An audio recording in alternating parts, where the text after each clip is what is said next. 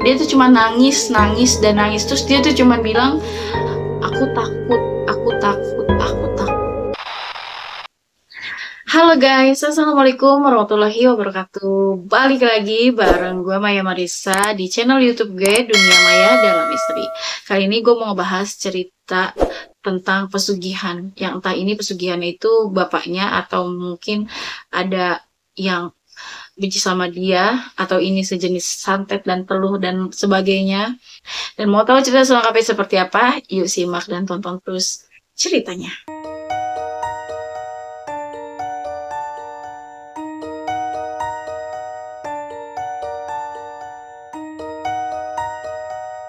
Jadi ceritanya nih guys, Mas Andi ini punya satu kakak dan satu kembarannya.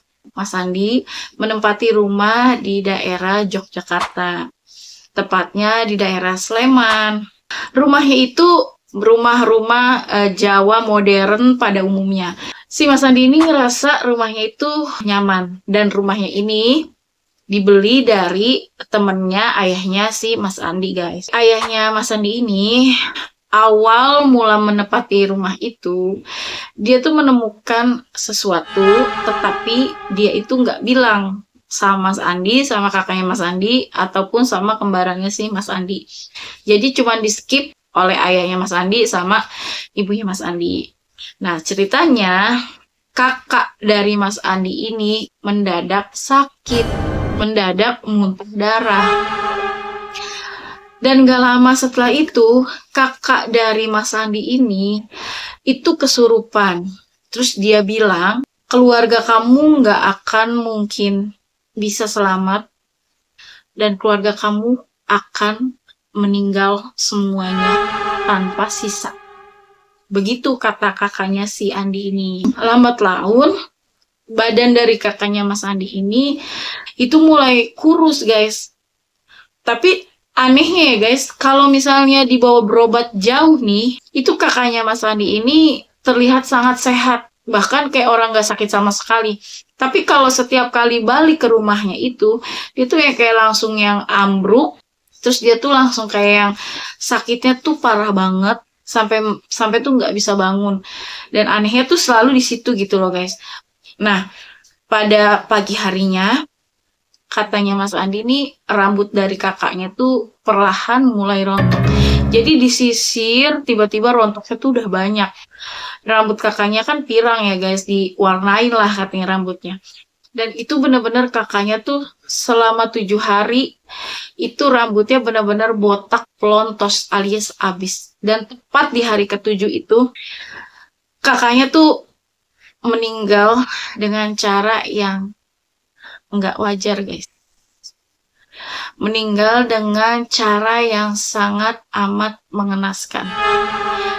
Yang dimana kakaknya ini sebelum meninggal, kakaknya ini mengakhiri hidupnya dengan cara memotong pergelangan tangannya sendiri guys sampai putus. Dan sampai dia mengeluarkan banyak cairan merah dan akhirnya tidak tertolong lagi guys.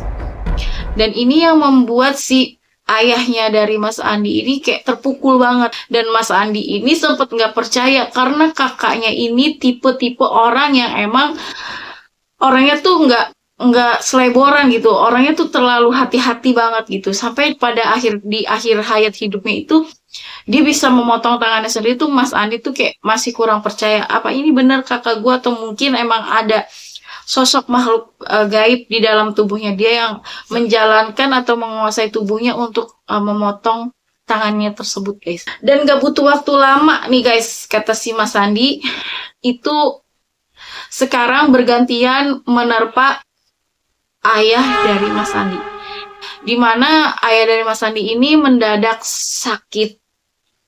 Sakitnya tuh aneh. Sekujur tubuhnya ayahnya Mas Andi itu dipenuhi dengan luka kayak cacar bercampur nanah yang emang katanya tuh bau banget, bau busuk banget gitu.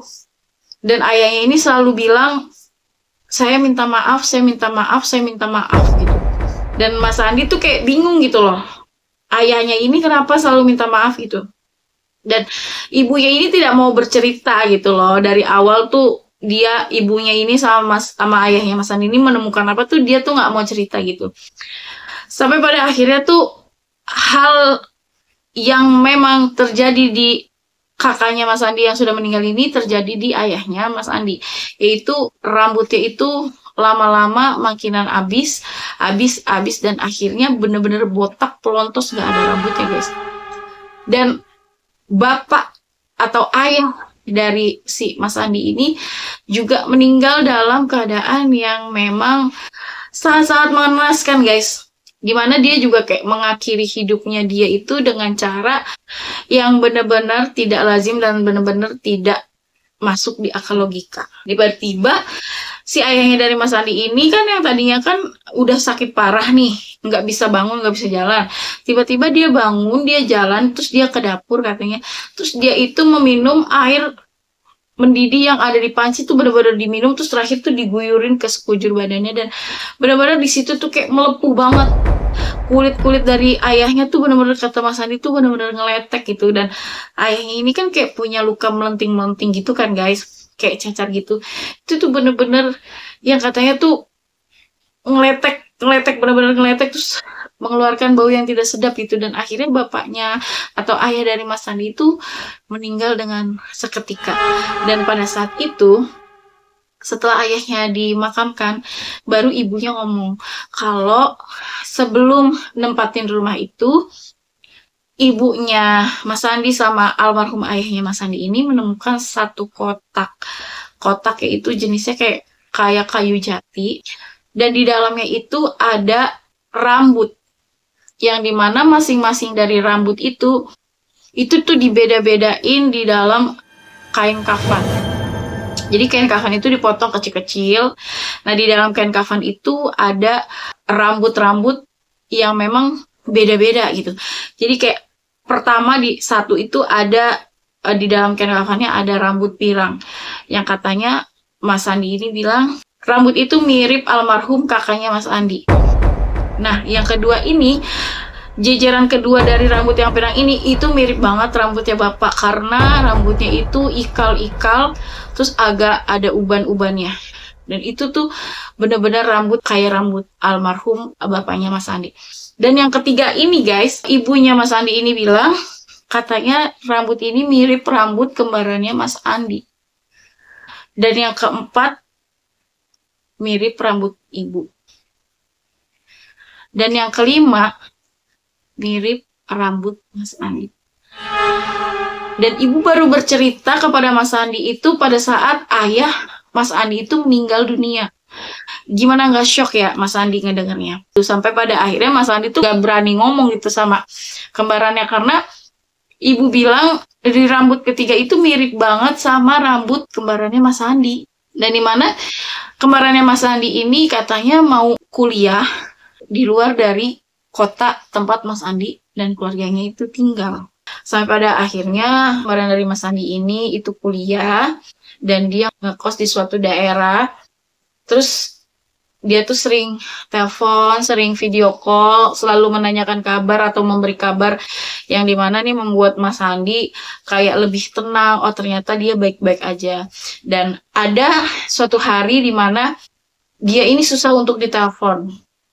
Sampai Mas Andi ini mencari nomor telepon kuliahnya, tempat dia kuliah itu, sampai benar-benar dapat nomor telepon dari si dosennya ini.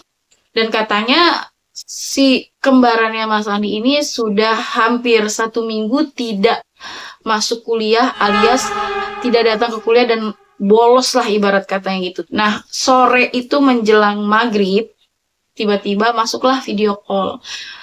Si Mas Andi senang banget pada saat itu karena wah ini momen yang ditunggu-tunggu banget nih gitu, kayak ibu udah kangen banget lah nih sama anaknya nih kan.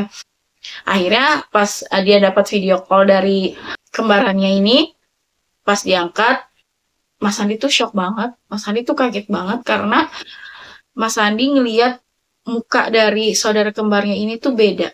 Mukanya itu lebih pucat, rambutnya juga di bagian depannya itu katanya banyak yang botak atau pitak gitu katanya. Dan kembarannya Mas Andi ini nelfon Mas Andi video call itu cuma nangis doang. Akhirnya Mas Andi kan panggil ibu nih, Bu sini lihat gitu. Dilihat tuh karena keadaannya gelap, dia tuh kayak di luar lah gitu kan, dia kayak berada di luar lah gitu. Sampai Mas Andi tuh bilang, kamu kenapa? Kamu bisa kayak gitu tuh, kamu kenapa? Kamu sakit? Kamu bilang, kita jemput, kata Mas Andi. Tapi tuh dia nggak ngomong apa-apa. Dia tuh cuma nangis, nangis, dan nangis. Terus dia tuh cuma bilang, aku takut, aku takut, aku takut. Dia bilang kayak gitu.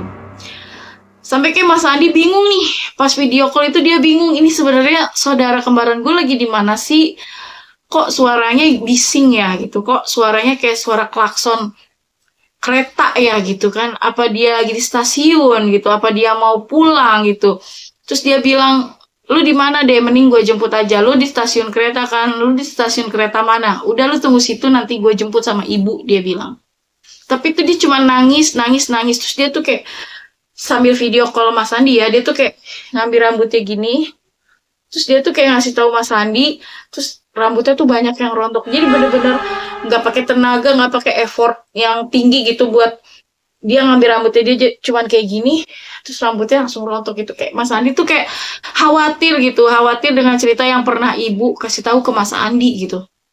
Sampai pada akhirnya si Mas Andi ngeliat sama ibu itu di belakang ada sinar terang, ada klakson dari kereta, dan itu suaranya riuh banget bilang, awas kereta, minggir, minggir. Dan seketika pada saat itu Mas Andi dan ibu cuman dengar suara, tolong, tolong, tolong, ini angkat, ini angkat, ini angkat. Dan video itu cuman mengadah ke atas doang gitu loh guys. Cuman mengadah ke atas dan tolong ini angkat, angkat, angkat, angkat, ini angkat gitu. Sampai pada akhirnya ada sekitar 15 menit dia ngedenger suara itu. Dan pada saat itu ibu sama Mas Andi tuh bener-bener kayak dia nggak mau ngomong kalau saudaranya ini ketabrak kereta atau gimana. Dia nggak punya pikiran kayak gitu.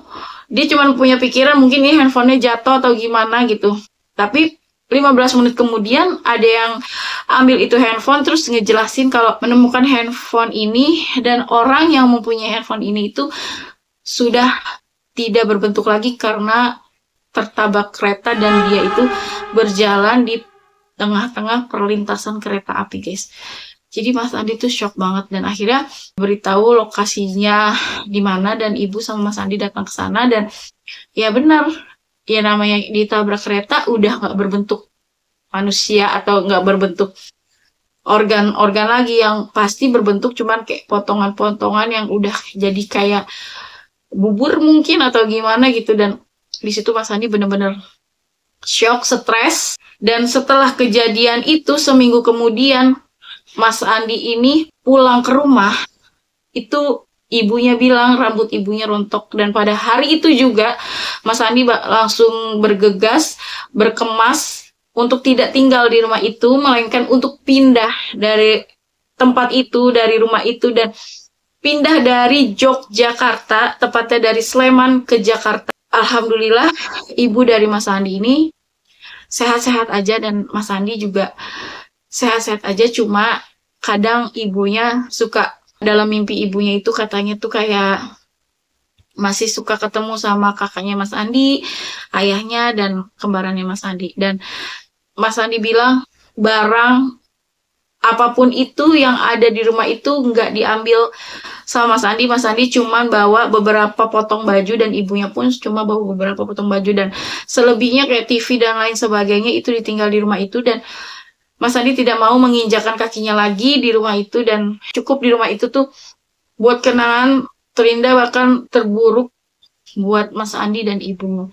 Dan Mas Andi kali ini udah ada di Jakarta, cuman dia minta doa dari teman-teman dan dari kalian-kalian semua supaya ibu dan Mas Andi ini tidak sama nasibnya seperti keluarga Mas Andi yang lainnya. Gue ini kayak apa ya, santet atau mungkin emang ada perjanjian antara keluarganya Mas Andi, ibu bapaknya Mas Andi, atau memang teluh atau santet kiriman dari keluarga terdekat atau mungkin rekan-rekan dari bapaknya Mas Andi, ya kita nggak tahu ya, itu masih jadi cerita dan Mas Andi pun tidak tahu. Itu menurut gue ini cerita yang cukup sadis banget sih dan sedih juga sih. Sebegitu singkatnya dari kayak keluarga bahagia menjadi kayak keluarga yang tadinya hangat gitu, yang tadinya banyak suka, banyak impian, banyak cita gitu kan, kayak ibaratnya hangat lah gitu, seketika menjadi dingin dan cuman Mas Andi sama ibunya aja yang masih sekarang bertahan. Dan Mas Andi bilang entah kapan, dia nggak tahu waktunya dia, atau mungkin ibunya dulu, tapi yang pasti hari ini dia masih baik-baik aja sih katanya. Udah kita doakan aja yang terbaik untuk Mas Andi. Semoga Mas Andi sehat selalu sama ibu dimanapun Mas Andi berada ya guys. Oke guys, buat kalian nih guys yang punya cerita pengalaman horor, boleh banget DM ke Instagram gue Maya Marissa itu aja udah, atau bisa banget kalian kirim aja WhatsApp kalian ke nomor WhatsApp yang mungkin nanti gue tulis di kolom deskripsi. Oke, gue Maya Marissa pamit undur diri dan Assalamualaikum warahmatullahi wabarakatuh. Bye-bye.